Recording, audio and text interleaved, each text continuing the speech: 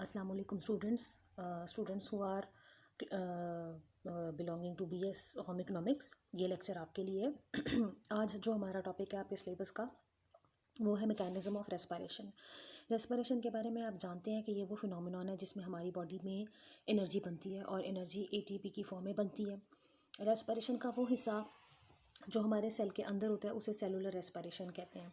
अब इसकी आगे से काफ़ी सारी स्टेजेस हैं, लेकिन हम उसमें मेन स्टेजेस के बारे में बात करेंगे। अब हम इसके बारे में देख लेते हैं कि यहाँ आपकी बुक में क्या एक्सप्लेन किया गया। रेस्पिरेशन सजेस्ट करती है कि रेस्पिरेशन एक मल्टी स्टेप प्रोसेस है जो कि एक हिस्से में मुकम्मल नहीं होता, और हमारा जो अल्टीमेट सोर्स है जिसने जाके ऑक्सीजन के साथ मिलना है और एनर्जी बनानी है वो ग्लूकोज है। तो एक सीरीज़ ऑफ रिएक्शंस होते हैं जिसमें ग्लूकोज जो है वो ऑक्सीडाइज होता है, यानी ऑक्सीजन की प्रेजेंस में उसको चेंज किया जाता है और अल्टीमेटली एनर्जी बनती है। अब इसमें 3 स्टेप जो हैं वो ये हैं: glycolysis, Krebs cycle, electron transport chain. Glycolysis ये छोटे जो सॉल्युबल एंजाइम्स हैं जो कि हल हो जाते हैं, साइटोसोल के अंदर पाए जाते हैं, उधर होने वाला ये फिनोमिनॉन है।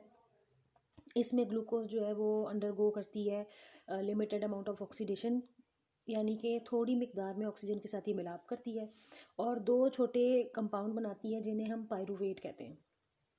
पायरूवेट एक ऐसा कंपाउंड है जिसमें 3 कार्बन एटम है। वैसे आपको पता है कि ग्लूकोज जो है उसमें 6 कार्बन एटम है। और फिर अल्टीमेटली एनर्जी बनती है और NADH जो कि रिड्यूस न्यूक्लियोटाइड की फॉर्म है वो बनता है। उसके बाद आ जाता है क्रेब्स साइकिल। एक साइंटिस्ट थे जिनका नाम था हैंस क्रेब्स, उनके नाम पे इसको क्रेब्स साइकिल कहा जाता है। वैसे इसका नाम ट्राई कार्बोक्सिलिक एसिड साइकिल भी है, इसे TCA के नाम से भी जाना जाता है।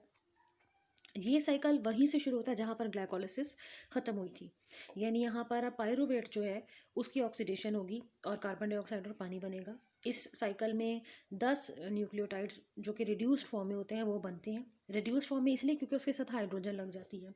ट्राई कार्बोक्सिलिक एसिड साइकिल जो है ये मैट्रिक्स के अंदर होता है, माइटोकॉन्ड्रिया में। माइटोकॉन्ड्रिया हमारा power house of the cell है, एक सेल ऑर्गेनेल है जो कि सेल में पाया जाता है।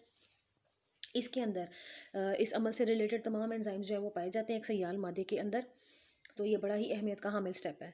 This phase is also called as oxidative decarboxylation since carbon atoms are oxidise to carbon dioxide during this phase.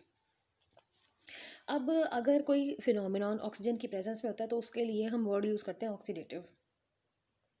यहाँ हम बात करें डीकार्बोक्सिलेशन के बारे में। डीकार्बोक्सिलेशन का मतलब है कि कोई एक कंपाउंड होगा जिसको ऑक्सीजन के प्रेजेंस में उसकी कैटाबॉलिज्म होगी, उसकी काट छांट होगी और उसमें से कार्बन डाइऑक्साइड के जो मॉलिक्यूल है वो रिलीज होंगे। तीसरा हिस्सा इसका आ जाता है इलेक्ट्रॉन ट्रांसपोर्ट चेन। ये पूरी एक चेन की सूरत में सीरीज ऑफ रिएक्शंस हैं जो कि काम करते हैं। इसमें भी बहुत सारे एंजाइम्स शामिल होते हैं और NADH जो कि प्रोड्यूस होता है ग्लाइकोलिसिस के दौरान वो भी जगह जगह इस्तेमाल होता है। It consists of a collection of electron carriers bound to proteins of mitochondrial membrane. Mitochondria क्योंकि एक सेल ऑर्गेनेल है जिसकी 2 मेम्ब्रेन है, एक बाहरी और एक अंदर। उसमें पाई जाने वाली मखसूस कंपाउंड्स होते हैं जो कि उसकी मेम्ब्रेन के साथ अटैच होते हैं, जैसे कि उसमें से कुछ प्रोटीन्स भी होती हैं। ये इलेक्ट्रॉन कैरियर है, यानी ये इलेक्ट्रॉन को रिसीव करेंगी और आगे देती चली जाएंगी और एक सीरीज ऑफ रिएक्शन से जो इलेक्ट्रॉन्स हैं वो ट्रांसपोर्ट होते जाएंगे। तो इलेक्ट्रॉन ट्रांसफ़र जो है वो होगा जिसकी वजह से अमाउंट ऑफ एनर्जी भी रिलीज़ होगी और बहुत सारी एनर्जी जो है वो फिर ATP की शक्ल में जो है वो स्टोर हो जाती है। वो कैसे कि एडिनोसिन डाइफॉस्फेट जो है उसके साथ एक फॉस्फेट बॉन्ड बनाकर लगा दिया जाता है और फिर जब ज़रूरत होती है ATP फॉस्फेट के एटम को अपने से जुदा करती है। फॉस्फेट के जो पूरा ग्रुप है उसको अपने से जुदा करती है, बॉन्ड को ब्रेक करती है और जब बॉन्ड ब्रेक करती है तो एनर्जी रिलीज़ होती है। अब हमने देखना है क्या सिग्निफिकेंस क्या है रेस्पिरेशन का। तो हमारे लिए ये बहुत इंपॉर्टेंट है, एनर्जी प्रोवाइडिंग मैकेनिज्म है। ATP नहीं बनेगी तो हमारे सेल्स काम नहीं कर सकते और ये रेस्पिरेशन का हमारा लाजमी हिस्सा है। इसमें बहुत सारे ऐसे मेटाबॉलिक इंटरमीडिएट्स यानी कि दरमियान में बनने वाले ऐसे कंपाउंड्स भी बनते हैं जिनकी डायरेक्ट हमें ज़रूरत नहीं होती, लेकिन उस पूरे पाथवे को मुकम्मल करने के लिए हमने कहीं ना कहीं किसी ना किसी स्टेप पे चाहिए होते हैं। इसमें बहुत सारे इंपॉर्टेंट जो मेटाबोलाइट सेल के अंदर बनते हैं उनको काट छाँट किया जाता है, उनसे नई चीज़ें बनाई जाती हैं, बहुत सारों को तोड़ा फोड़ा भी जाता है। आपको पता है कि मेटाबॉलिज्म एक ऐसा फिनोमिनॉन है जिसमें नई चीज़ें भी बनती हैं और कुछ चीज़ें टूटती भी हैं। अब इसमें रेस्पिरेटरी पाथवे में अमाइनो एसिड पेंटोज शुगर जो है वो बनेंगे और न्यूक्लियोटाइड सिंथेसिस होगी। फिर पॉरफायरिन रिंग्स बनेंगे, ये प्रिकर्सर होते हैं काफ़ी सारे मॉलिक्यूल्स को बनाने के लिए। प्रिकर्सर कहते हैं वो कंपाउंड जो कि हमें कहीं चाहिए होता है और उससे फिर नेक्स्ट अगला कंपाउंड बनाना होता है। इसी तरह एसिटाइल को एंजाइम ए है, ये रिक्वायर्ड होता है। Fatty acids, carotenoids, gibberellins, abscisic acid synthesis, ये सारे ऐसे इंपॉर्टेंट कंपाउंड्स हैं जो पौधों को, जो जानवरों को अपने सेल्स के अंदर चाहिए होते हैं, क्योंकि ये आगे से मखसूस केमिकल प्रोसेसेस के लिए हमें रिक्वायर्ड होते हैं। तो उन सबको नॉर्मल वे में करने के लिए ये जो सारा फिनोमिनन है रेस्पिरेशन का, ये नॉर्मल वे में रेगुलर फिनोमिनन होना ज़रूरी है। हमारा अगला हिस्सा होगा ग्लाइकोलिसिस, जो कि है degradation of glucose to pyruvate. ये पहला स्टेप है रेस्पिरेशन का।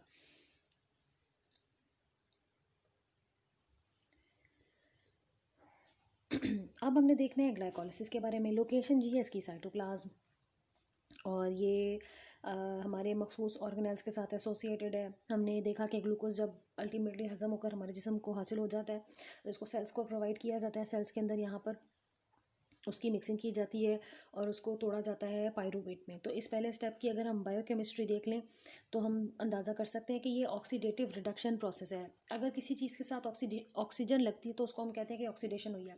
अगर किसी चीज़ में से ऑक्सीजन निकल गई है तो उसको हम कहते हैं रिडक्शन हुई है।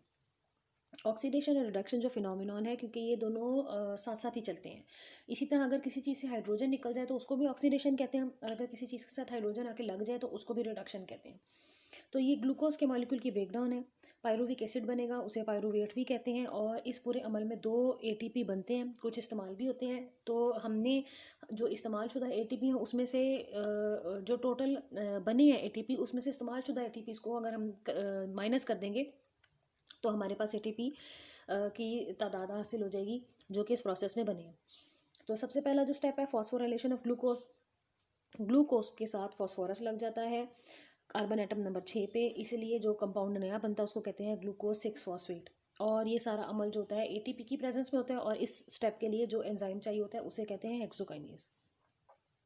Isomerisation of glucose 6 phosphate.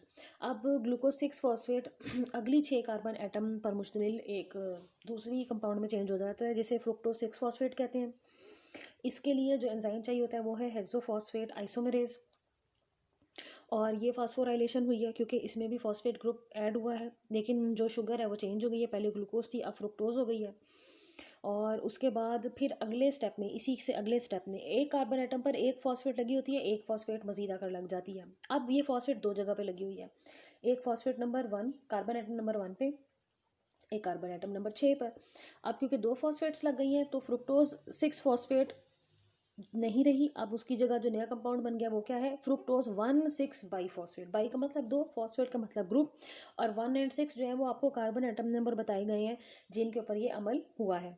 अच्छा जी, इसके लिए भी अगेन एटीपी चाहिए क्योंकि यहाँ पर बॉन्ड ब्रेक नहीं हो रहे, बॉन्ड बन रहे हैं। और जो एंजाइम है वो है फॉस्फोफ्रुक्टोकाइनेज।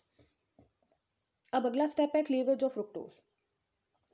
तो क्लीवेज का मतलब होता है टूटना। फ्रुक्टोज 1,6 बाई फॉस्फेट जो है इसको तोड़ दिया जाएगा। इसको तोड़ने वाला जो एंजाइम है वो है एल्डोलेज। अब 2 कंपाउंड बनेंगे 3 कार्बन एटम वाले। आइसोमरेज यानी कि ये एक दूसरे से मिलते जुलते कंपाउंड होते हैं।